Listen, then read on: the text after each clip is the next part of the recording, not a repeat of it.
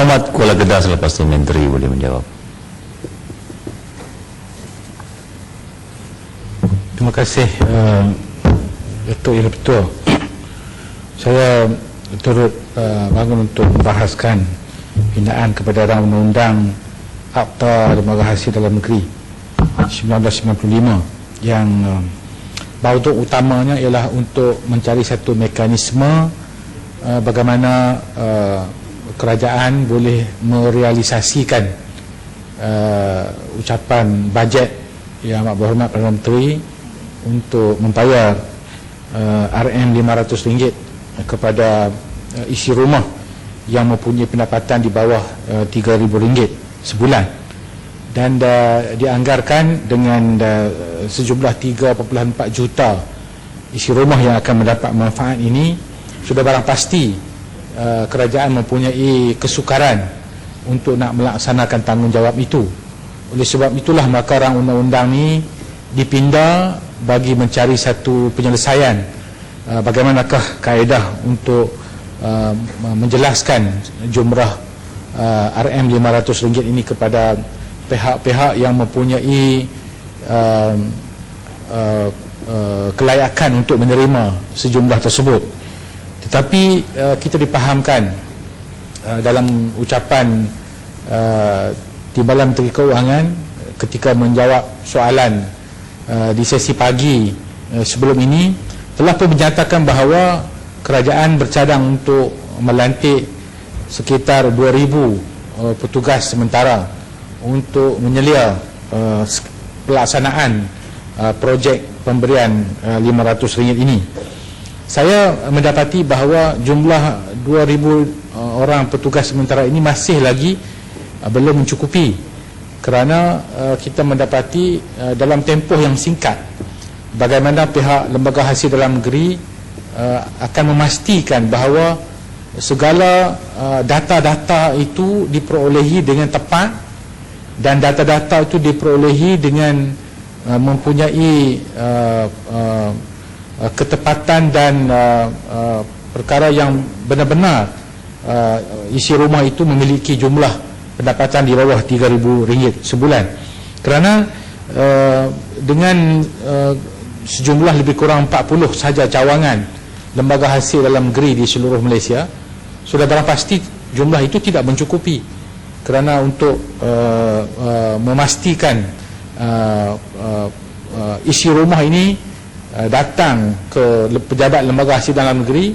Ini satu perkara yang mesti difikirkan oleh lembaga hasil dalam negeri. Walaupun atas kempen yang hebat yang kita lakukan dalam media arus perdana ataupun media alternatif melalui SMS, internet ataupun sebagainya, saya pasti dia tidak akan mencapai tahap 100%, kerana masih ada lagi sebahagian daripada masyarakat kita yang dianggap kurang berkemampuan ini tidak memahami apa yang dimaksudkan dengan pemberian sumbangan RM500 ini. Masih ada lagi sebahagian daripada mereka yang tidak tahu tentang pemberian ini. Masih ada lagi sebahagian daripada mereka yang hanya sekadar mengetahui tapi tidak proaktif untuk mengambil tindakan. Dan mungkin sebahagian daripada mereka ini mempunyai masalah-masalah tertentu yang menyebabkan mereka mempunyai kesukaran untuk pergi ke pejabat lembaga hasil dalam negeri, ataupun mungkin pejabat lembaga hasil dalam negeri boleh mewujudkan sebuah institusi bergerak yang berpusat di masjid ataupun di sekolah dan sebagainya, supaya perkara ini boleh dipermudahkan sehinggalah ke akar undi. Saya tidak menghalang soal jumlah pemberian RM500 ini, cuma kita mencari jalan penyelesaian. Bagaimanakah mekanisme yang terbaik yang sepatutnya dilaksanakan oleh pihak kerajaan supaya semua pihak mendapat manfaat, bukan saja pihak orang yang layak, tetapi bagaimana supaya mekanisme ini benar-benar boleh menjadi penyumbang. Walaupun begitu, kita mendapati bahawa sebenarnya definisi untuk nak mengklasifikasikan yang dikatakan isi rumah yang berpendapatan kurang daripada RM3,000 ini sebenarnya amat sukar sekali. kerana kedudukan geografi dan juga komposisi rumah di dalam negara kita ini amat sukar untuk nak kita klasifikasikan. Saya mungkin tidak ada pengalaman bagaimana rumah panjang di Sarawak. Bagaimana kita nak definisikan rumah panjang di Sarawak ini? Ikut rumah ataupun ikut keluarga ataupun ikut bilangan rumah ataupun sebagainya. Begitu juga dengan jumlah rumah yang besar yang mungkin dihuni oleh lebih daripada 2 keluarga, 3 keluarga ataupun mungkin 4 keluarga dalam satu rumah.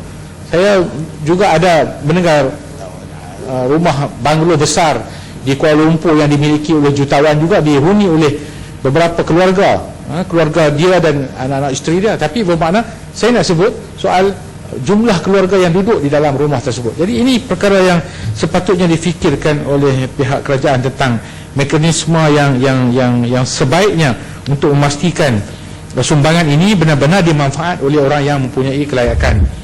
Jasin bangun ya, Pak. Ya, Jasin. Terima kasih Tuan Dipertua, terima kasih sahabat saya Kuala Kedah. Saya tengok Kuala Kedah ni lebih positif lagi, bahkan menghargai sumbangan kerajaan ataupun usaha kerajaan bagi memberikan RM500 kepada ketua isi rumah terutama dalam menghadapi keadaan yang cukup mencabar pada ketika ini. Sedarkah kita bahawa pada ketika ini kita beri sebanyak 3.4 juta isi rumah yang mungkin akan menelan belanja sebanyak 1.8 bilion, walaupun peruntukan telah pun diumumkan oleh Yang Amat Berhormat Perdana Menteri semasa pembentangan bajet dalam siri touch point ni. Tetapi kita nak tahu sekarang apa sebenarnya kaedah yang akan digunakan oleh kerajaan definisi ketua isi rumah ni. Ada 2 perkara di sini. Yang pertamanya, ketua isi rumah yang duduk berseorangan, dia ketua juga. Yang keduanya, ketua isi rumah yang mempunyai tanggungan. Adakah kedua-dua ini akan dikira sekali? Yang keduanya, banyak daripada kalangan warga negara kita berkahwin dengan pendatang asing yang mungkin sekarang status dia tidak begitu terang, walaupun ada sebahagian daripada mendapat PR, tapi banyak daripada kalangan mereka tidak ada status. Jadi apakah kedudukan mereka? Kalau kita ikut ketua isi rumah mesti suami, melainkan ketua isi rumah tersebut adalah seorang janda, boleh kita kira yang ibunya adalah ketua isi rumah. Jadi kita mahu kalau boleh definisi ini diterangkan. Dan seterusnya saya ingin mencadangkan kepada Kuala Kedah, kalau boleh kita jangan langsung gunakan mekanisme jabatan hasil dalam negeri, kerana seolah-olah ada satu dilema kepada orang-orang kampung ni. Dengar jabatan hasil dia takut, mungkin kemungkinan dia pun tak nak memohon kerana dia bimbang betul dia akan dikenakan cukai. Dan yang terakhirnya saya nak tanya Kuala Kedah, minta pendapat Kuala Kedah. 3,000 ni dikira adalah pendapatan keluarga ataupun isi rumah, suami, isteri, anak-anak. Bagaimanakah kita nak menggunakan kaedah untuk compute yang mereka ni benar-benar tidak melepasi angka 3,000? Dan terakhir yang saya ingin mencadang, kalau boleh pengesahannya dibuat oleh, kalau daerah, peringkat daerah adalah DO ataupun di peringkat kampung daripada JKK. Terima kasih, yang lebih mengetahui tentang latar belakang keluarga masing-masing. Terima kasih. Terima kasih Yang Berhormat Jasin. Sebenarnya saya tidak ada apa-apa yang membezakan, tetapi saya minta supaya Menteri benar-benar menggunakan platform Dewan ini untuk menjelaskan dengan sejelas-jelasnya tentang definisi isi rumah tersebut, supaya dia tidak mengelirukan orang ramai. Kalaulah selepas ini akan baru nak dibuat, bermakna rang undang-undang yang kita pindah ini tidak cermat, tidak berhati-hati. Bermakna ketika dibentangkan rang undang-undang, ketika dibuat ucapan oleh Yang Berhormat Perdana Menteri, belum ada cadangan pun daripada pihak lembaga hasil dalam negeri tentang mekanismenya. Bermakna teraba-raba untuk mencari bagaimanakah formulanya. Selepas diumumkan oleh Yang Berhormat Perdana Menteri, baru nak dicari macam mana formulanya. baru nak identifykan bagaimanakah mekanisme yang sepatutnya kita ungkapkan tentang pendapatan isi rumah ni. Jadi saya minta yang berhormat Tuan Speaker, bahawa jadikan Dewan ini sebagai satu ruang untuk menjelaskan yang sejelas-jelasnya apakah yang dimaksudkan dengan pendapatan isi rumah. Seperti mana disebut oleh Justin tadi tentang warga kita yang berkahwin dengan pendatang, bagaimana kita nak klasifikasi dia, walaupun mungkin Yasin tadi dah menjawab sebahagian daripada pandangan Serong daripada Pasir Mas yang mengatakan pembangkang selalu memberikan suntikan yang negatif terhadap lembaga hasil dalam negeri. Yasin telah menjawab bahawa itulah pandangan awam, bukan pandangan pembangkang, tapi pandangan awam yang mengatakan bahawa kalau kita isi borang lembaga hasil dalam negeri, ini akan menyebabkan segala data-data kita tentang percukaian akan diketahui oleh pihak lembaga hasil dalam negeri, dan kita memberikan unjuran-unjuran supaya masyarakat kita berhati-hati. Dan ataupun mungkin ini serantang dua mata yang digunakan oleh lembaga hasil dalam negeri. Untuk selepas ini barulah kita mengetahui tentang bagaimanakah kedudukan pendapatan masyarakat kita yang rata-rata kita ketahui bahawa jumlah yang membayar cukai itu hanyalah kurang daripada 50% daripada orang yang selayaknya membayar cukai. Jadi ini mungkin serampang dua mata yang digunakan oleh kerajaan. Sebab itu kita bagi tahu supaya masyarakat kita berhati-hati. Tidak menjadi satu kesalahan untuk kita mengingatkan. Kalau Kedah, ada satu lagi tertinggal. Ya. Tinggal dia definisi kita tadi yang 3 tersilap. Yang ketiga tadi, dalam tempat kediaman tu banyak ketua, banyak keluarga maknanya. Adakah mereka sekarang dianggap satu keluarga saja pun ataupun ketua keluarga? Kadang-kadang banyak keluarga kita yang 3-4 keluarga duduk satu rumah. Yang satu keluarga mungkin ada 4 anak, satu keluarga ada 4 anak, satu keluarga ada 4 anak. Jadi adakah dikira itu 3 ketua keluarga ataupun satu ketua isi rumah saja? Saya setuju 100% dengan Jasin, tidak ada masalah. Sebab itu saya sebut berkali-kali supaya jadikan Dewan ini sebagai platform untuk nak menjelaskan kepada rakyat Malaysia bagaimana sepatutnya, supaya selepas ini kita tidak lagi keliru.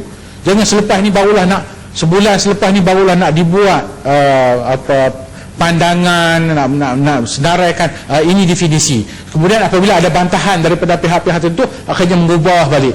Jadi nampak macam tak konsisten yang berhormat Menteri. Jadi saya setuju supaya pandangan Jasin itu diambil kira, supaya pengesahan itu bergantunglah sejauh mana efisiensi di dalam sistem kerajaan. Cuma saya anggap supaya perkara ini masih lagi di dalam terma-terma politik.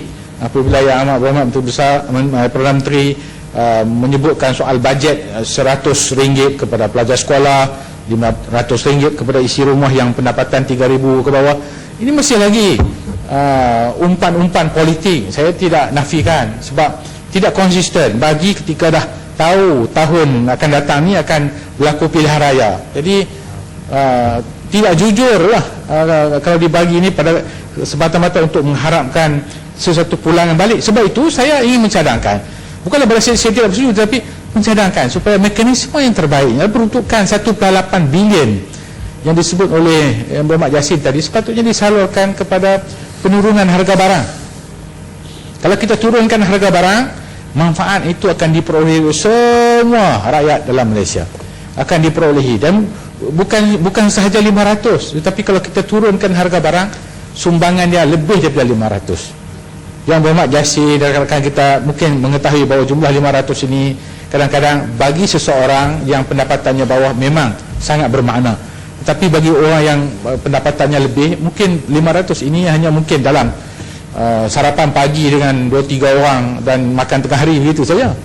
Tapi ini dah di antara perkara. Jadi sebab itu mekanisme pemberian sumbangan RM500 ini sepatutnya digunakan, bukan memberikan secara tunai. Kemudian yang memberikan pula tu seperti mana yang berlaku dalam pemberian RM100 diberi oleh ketua UMNO bahagian sempena dengan pilihan raya baru. Jadi ada majlis-majlis tertentu. Jadi bagaimana supaya Yang Berhormat Menteri memastikan bahawa sumbangan ini tidak dipolitikkan. Kalaulah kita dah sebut berkali-kali bahawa sumbangan RM100 itu telah dipolitikkan dan memang berlaku. Tapi bagaimana ni sumbangan RM500 ni ketika nak menghadapi pilihan raya? Jadi inilah di antara perkara. Kemudian soal pendapatan tadi, memang amat sukar untuk kita klasifikasikan sebab ramai orang-orang yang mungkin akan memberikan maklumat-maklumat yang tidak betul, maklumat-maklumat yang tidak benar tentang pendapatan mereka semata-mata kerana untuk mendapatkan RM500. Peniaga-peniaga yang tidak mempunyai rekod pendapatan yang sah, sedangkan pendapatan mereka mungkin lebih daripada ahli parlimen, tetapi mereka hanya menyembunyikan fakta-fakta tersebut. Jadi ini di antara perkara-perkara yang perlu penjelasan tentang bagaimana mekanisme lembaga hasil dalam negeri boleh memastikan bahawa sumbangan ataupun klasifikasi pendapatan isi rumah itu benar-benar diterjemahkan supaya tidak menjadi keliru selepas daripada ini. Jadi Yang Berhormat Datuk Yang Bertuah, saya rasa sekadar itu saya. Terima kasih. Ya, silakan.